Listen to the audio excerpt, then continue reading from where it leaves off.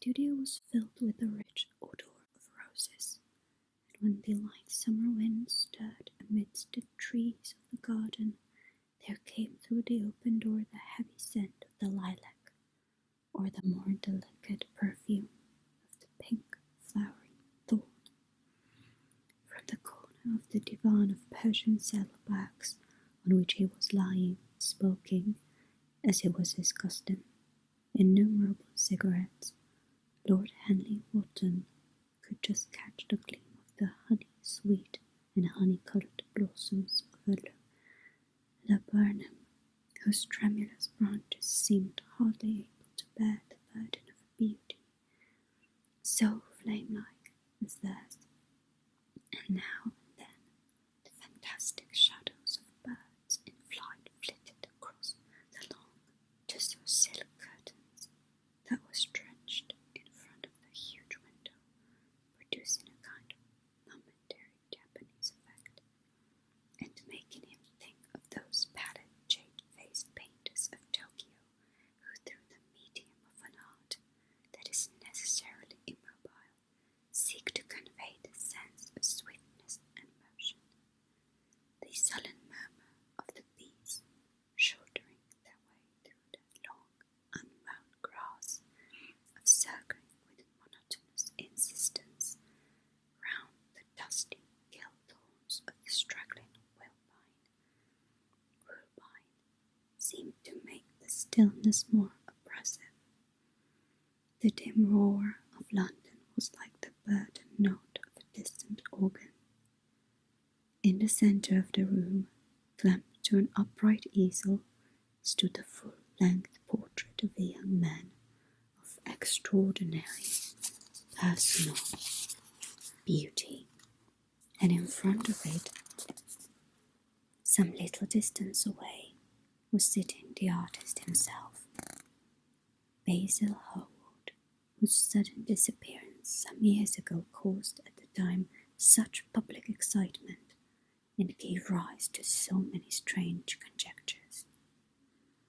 As the painter looked at the gracious and calmly whom he had so skilfully mirrored on his art, a smile of pleasure passed across his face and seemed about to linger there, but he suddenly started up and, closing his eyes, placed his finger upon the lids, as though he sought to imprison within his brain some curious dream from which he feared he might awake.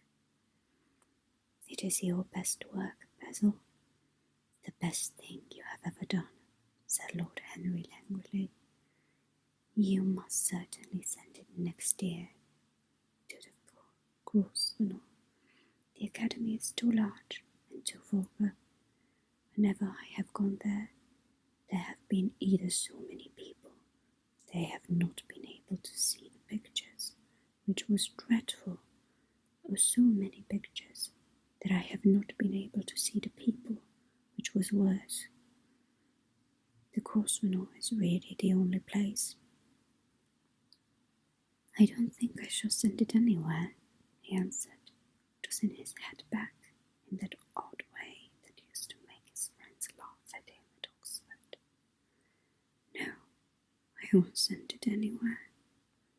Lord Henry elevated his eyebrows and looked at him in amazement through the thin blue rats of smoke that curled up in such fanciful whirls from his heavy opium-tainted cigarette. "Not send it anywhere? My dear fellow, why? Have you any reason? What old chaps your painters are. You do anything in the world to gain a reputation. As soon as you have one, you seem to want to throw it away. It is so silly of you. There is only one thing in the world worse than being talked about, and that is not being talked about. A portrait like this will set you far above all the young men in England, and make the old men quite jealous, if old men are ever capable of any emotion." "I know you will laugh at me," he replied, "but I really can't exhibit it. I have put too much of myself into it. Lord Henry stretched himself out of the divan and laughed. Yes, I knew you would, but it is quite true all the same. Too much of yourself in it. Upon my word, Basil, I didn't know you were so vain. And I really can't see any resemblance in this young Adonis, who looks as if he was made out of ivory and rose leaves. Why, my dear Basil, he is a Narcissus. And you, well, of course you have an intellectual expression and all that, but beauty, real beauty, ends where an intellectual expression begins. Intellect is in itself a mode of exaggeration. It destroys the harmony of any face. The moment one sits down to think, it becomes all nose or all forehead, something horrid. Look at the successful men in any of the learned professions. How perfectly hideous they are, except of course in the church. But then in the church they don't think. A bishop keeps on saying at the age of 90 what he was taught to say when he was a boy of 18, and as a natural consequence he always looks absolutely delightful.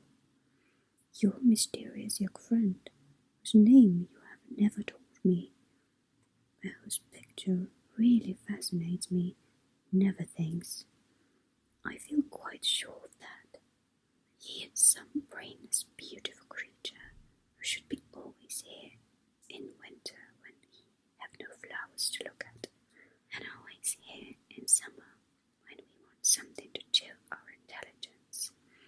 Don't flatter yourself, Basil. You are not in the least like him.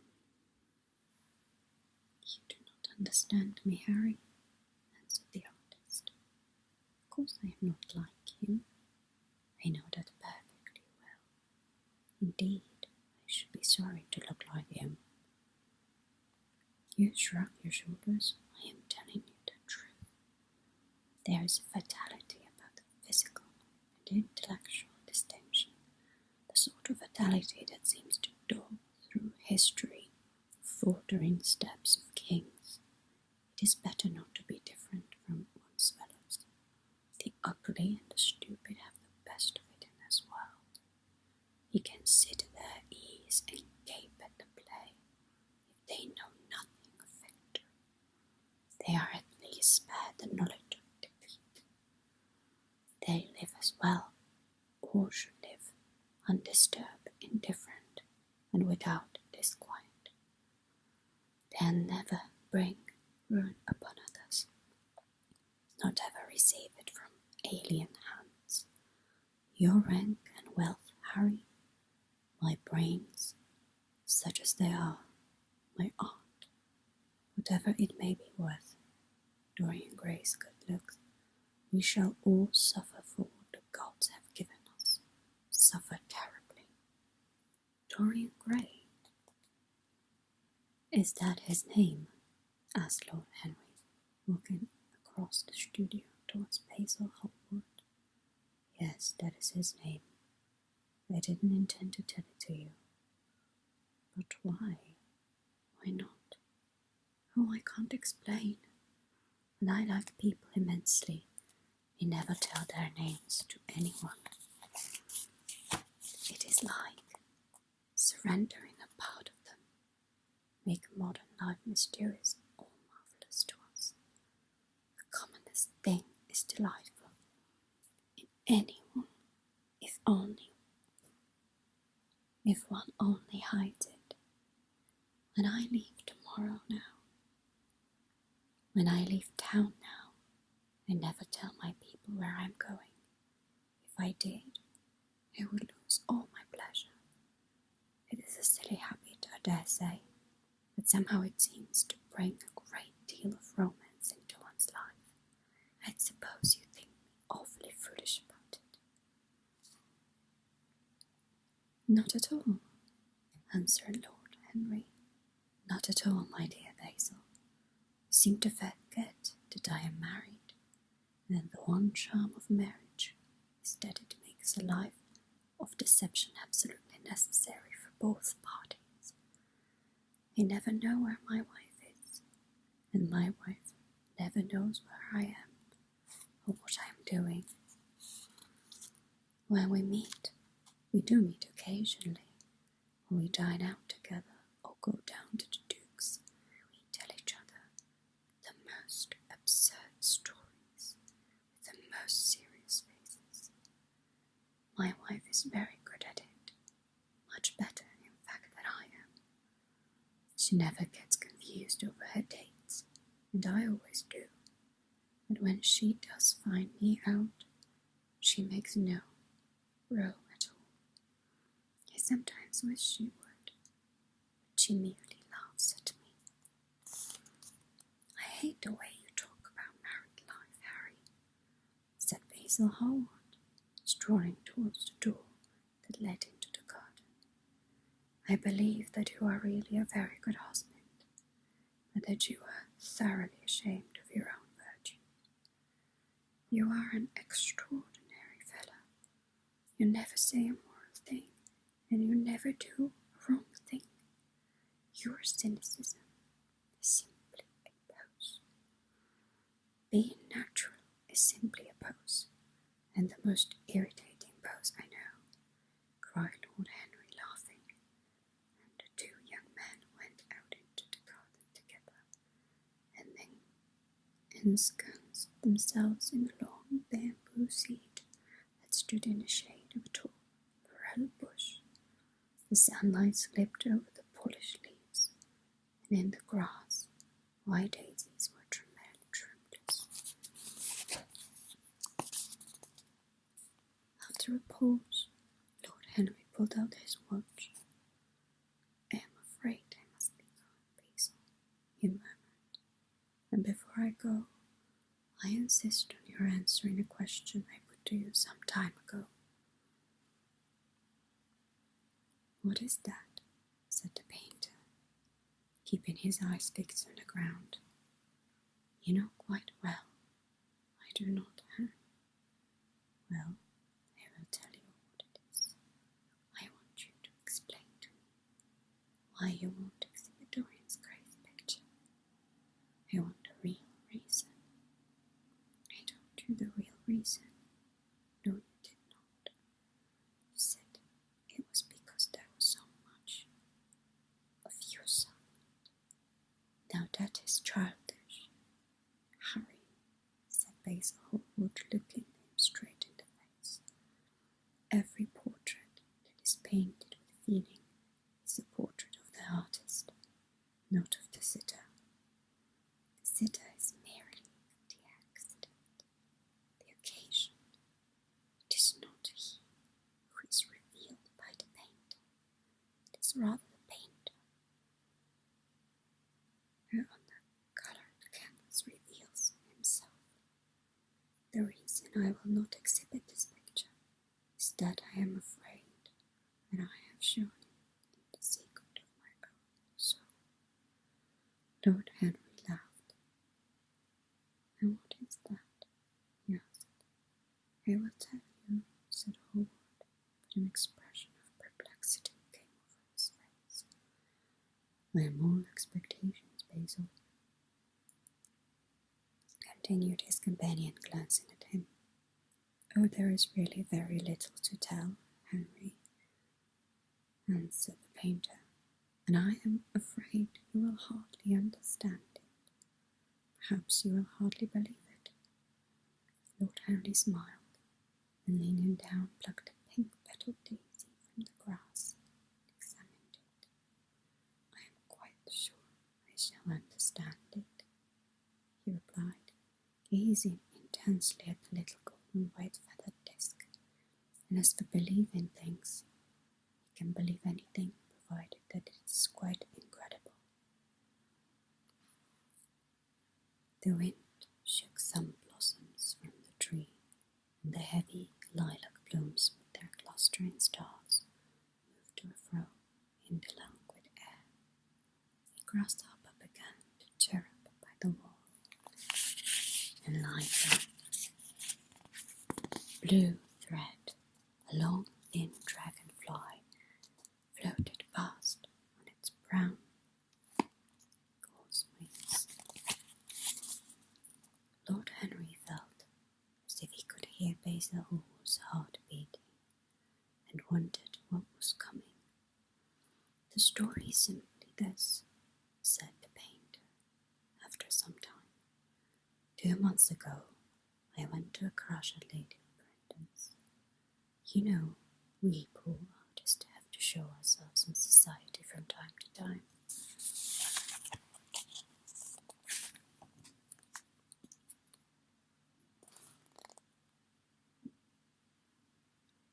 Just to remind the public that we are not savages.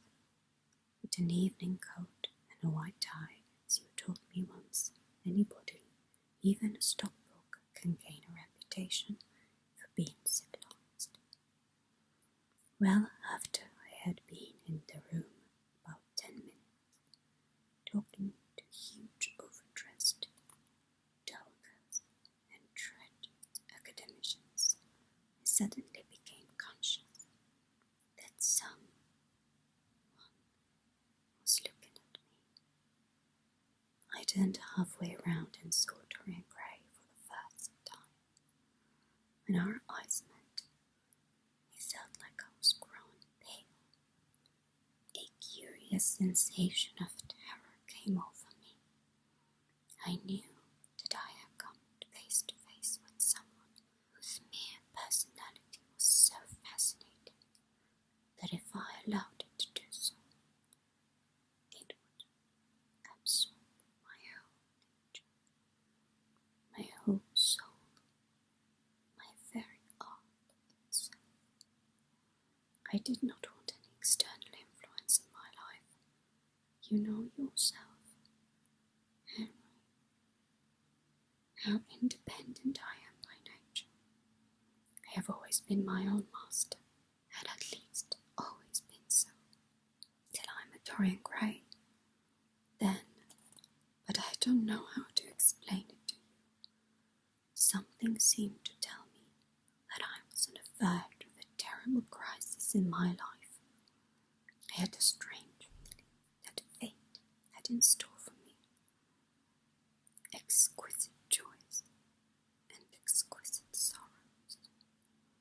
I grew afraid and turned to quit the room. It was not conscience that made me do so. It was a sort of cowardice. I take no credit to myself for trying to escape. Conscience and cowardice are really the same thing, Basil. Conscience is the trade name of the firm. That is all. I don't believe that, Harry, and I don't believe you do either. However, whatever was my motive, and it may have been pride, for I used to be very proud, I certainly struggled to the door. There, of course, I stumbled against Lady Brandon. "You are not going to run away so soon, Mr. Hallward," she screamed out. You know her curiously shrill voice. "Yes, she is a peacock in everything but beauty," said Lord Henry, pulling the daisy to bits with his long, nervous fingers. "I could not get rid of her. She brought me up to royalties and people with stars and garters and elderly ladies with gigantic tiaras and parrot noses. She spoke of me as her dearest friend. I had only met her once before, but she took it into her head to lionize me. I believe some picture of mine had made a great success at the time, at least had been chattered about in the penny newspapers, which is the 19th century standard of immortality. Suddenly, I find myself face to face with a young man whose personality had so strangely stirred me. We were quite close, almost touching. Our eyes met again. It was reckless of me, but I asked Lady Brandon to introduce me to him. Perhaps it was not so reckless after all. It was simply inevitable. You have spoken to each other without any introduction. am sure of that. Dorian told me so afterwards. He too felt that we were destined to know each other. And how did Lady Brandon describe this wonderful young man? Asked his companion. I know she goes in for giving a rapid précis of all her guests. I remember her bringing me up to a truculent and red-faced old gentleman, covered all over with orders and ribbons, and hissing into my ear, in a tragic whisper which must have been perfectly audible to everybody in the room, the most astounding details. I simply fled. I like to find out people for myself, but Lady Brandon treats her guest exactly as an auctioneer treats his goods. She either explains them entirely away, or tells one everything about them except what one wants to know. Poor Lady Brandon, you were hard on her, Harry, said Hallward listlessly. My dear fellow, she tried to found a salon, and only succeeded in opening a restaurant. How could I admire her? But tell me, what did she say about Mr. Dorian Gray? Oh, something like, charming boy, poor dear mother, and I absolutely inseparable. I forget what he does, afraid he doesn't do anything. Oh, yes, he plays the piano. Oh, is it a violin? Dear Mr. Gray, neither of us could help laughing, and we became friends at once. Laughter is not at all a bad beginning for a friendship, and it is far best ending for one, said the young lord, plucking another daisy. Hallward shook his head. You don't understand what friendship is, Harry. The murmur, or what enmity is. For that matter, you like everyone. That is so to say, you are indifferent to everyone.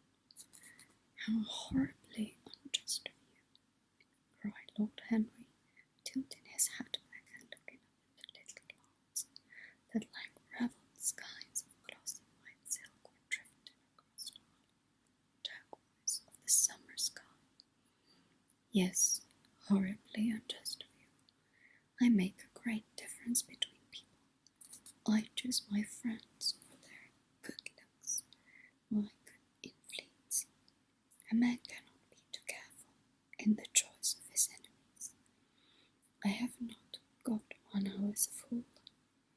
They are all men, some intellectual power, and consequently they all appreciate me. Is that very vain of me? I think it's rather vain. I should think it was, Harry, but according to your category, I must be nearly an acquaintance. My dear old Basil, you are much more than an acquaintance, and much less than a friend. A sort of brother, I suppose. Oh, brothers, I don't care for brothers. My elder brother won't die, and my younger brothers seem never to do anything else. Harry, exclaimed Hallward, frowning, my dear fellow, I am not quite serious, but I can't help detesting my relations. I suppose they come from the fact that none of us can stand other people having the same faults as ourselves. I quite sympathize with the rage of the English democracy against what they call the vices of the upper orders. The masses feel that drunkenness, stupidity, and immorality should be their own special property, and that if any of us makes an ass of himself, he is poaching on their oppressives. When poor Southwall got into the divorce court, her indignation was quite magnificent, and yet I don't suppose that 10% of the with a single word that you said. And what is more, Harry, I feel sure you don't either. Lord Henry stroked his pointed brown beard and tapped the toe of his patent leather boots, a tasseled ebony cane. A tasseled ebony cane. How English you are, Basil. That is the second time you have made that observation. If one puts forward an idea to a true Englishman always a rash thing to do. He never dreams of considering whether the idea is right or wrong. The only thing he considers of any importance is whether one believes it oneself. Now, the value of an idea has nothing whatsoever to do with the sincerity of a man who expresses it.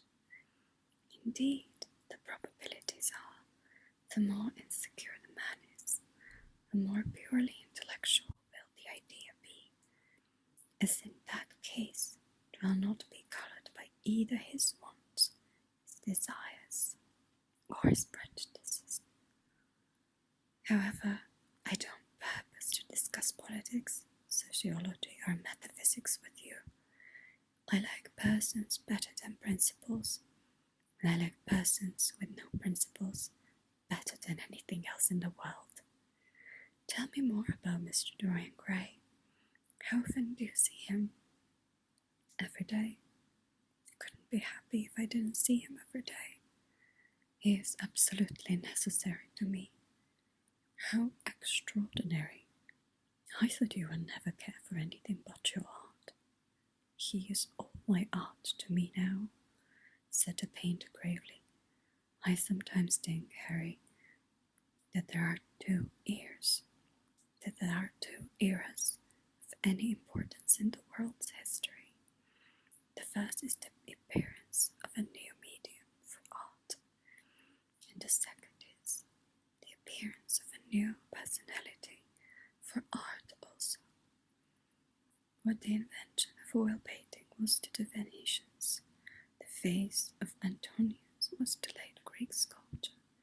The face of Dorian Gray will someday be to me. It is not merely that I paint from him, draw from him, sketch from him. Of course I have done all that, but he is much more to me than a model of a sitter. I won't tell you that I am dissatisfied with what I have done of him, or that his beauty is such that art cannot express it. There is nothing that art cannot express, and I know that the work I have done since I met Dorian Gray is good work, is the best work of my life, but in some curious way. I wonder, will you understand me? His personality has suggested to me an entirely new manner in art, an entirely new mode of style. I see things differently. I think of them differently. I can now recreate life in a way that was hidden from me before. A dream, a form in days of thought. Who is it who says that? I forget. But it is what Dorian Gray has been to me. The merely visible presence of this lad. For there seems to me little more than that. Who is really over 20, his merely visible presence on. I wonder, can you realize all that means? Unconsciously it defines for me the lines of a fresh school. A school that is to have in all the passions of the romantic spirit, all the perfection of the spirit that is Greek, the harmony of soul and body. How much that is. We in our madness have separated the two, and have invented a realism that is vulgar, an ideality that is void. Harry, if you only knew what Dorian Gray is to me. You remember the landscape of mine for which Agnew offered me such a huge prize, but which I would not part with. It is one of the best things I have ever done. And why is it so? Because while I was painting it, Dorian Gray sat beside me. Some subtle influence passed from him to me, and from the first time in my life, I saw in the plain woodland a wonder I had always looked for, and always missed. Basil, this is extraordinary. I must see Dorian Gray. Hallward got up from the seat and walked up down the garden. After some time he came back. Harry, he said, Dorian Gray is to me simply a motive in art. You might see nothing in him. I see everything in him. He is never more present in my work, and when no image of him is there, he is a suggestion, as I have said, of a new manner. I find him in a curse of certain lines, in the loveliness of the subtleties of certain colours. That is all. Then why won't you exhibit his portrait? Asked Lord Henry. Because, without intending it, I have put into it some expression of all this curious artistic idolatry, of which, of course, I have never cared to speak to him. He knows nothing about it. He shall never know anything about it. But the world might guess it. The world might guess it. And I will not bare my soul to their shallow-prying eyes. My heart shall never be put under their microscope. There is too much of myself in the thing, Harry. Too much of myself. Poets are not so scrumptious as you are. They know how useful passion is for publications. Nowadays a broken heart will run to many editions. I hate them for it, cried Hallward. An artist should create beautiful things, but should put nothing on his own life into them. We lived in an age when men treat art as if it were meant to be a form of autobiography. We have lost the abstract sense of beauty. Some day I will show the world what it is, and for that reason shall never see my portrait of Dorian Gray. I think you are wrong, Basil, but I won't argue with you. It is the only intellectually lost who ever argue. It is only the intellectually lost who ever argue. Tell me, is Dorian Gray very fond of you? The painter considered for a few moments. He likes me, he answered after a pause. I know he likes me. Of course, I flatter him dreadfully. I find a strange pleasure in saying things to him that I know she'll be sorry for having said. As a rule, he is charming to me, and we sit in the studio and talk of 1,000 things, now and then. However, he is horribly thoughtless, and seems to take a real delight in giving me pain. Then I feel, Harry, that I have given away my whole soul to someone who treats it as if it were a flower to put in his coat, a bit of decoration to charm his vanity, an ornament for a summer day. Days in summer, Basil, are apt to linger, murmured Lord Henry. Perhaps you will tire sooner than he will. It is a sad thing to think of, but there is no doubt that genius lasts longer than beauty. That accounts for the fact that we all take such pains to over-educate ourselves. In the wild struggle for existence, we want to have something that endures, and we fill our minds with rubbish and facts in the silly hope of keeping our place. The thoroughly well-informed man, that is the modern ideal, and the mind of the thoughtfully well-informed man is a dreadful thing. It's like a bric-a-brac shop. all monsters and dust, with everything priced above its proper value. I think you will tire first all the same. Some day you will look at your friend, and he will seem to you to be a little out of drawing, or you will like his tone of colour or something. You will bitterly reproach him in your own heart, and seriously think that he has behaved very badly to you. The next time he calls you, you will be perfectly cold and indifferent. It will be a great pity, but it will alter you. What do you have? You told me it's quite a romance of art, one might call it. And the worst of having a romance of any kind is that it leaves one so unromantic. Harry, don't talk like that. As long as I live, the personality of Dorian Gray will dominate me. You can't feel what I feel. You change too often. Oh, my dear Basil, that is exactly why I can feel it. Those who are faithful know only the trivial side of love. It is the faithless who know love's tragedies. Lord Henry struck a light on a dainty silver case and began to smoke a cigarette with a self-conscious and satisfied air, as if he had summoned up a world in a phrase. There was a rustle of chirruping sparrows in the green lacquer leaves, the ivy, and the blue cloud shadows chased themselves across the grass like swallows. How pleasant it was in the garden, and how delightful all the people's emotions were. Much more delightful than their ideas, it seemed to him.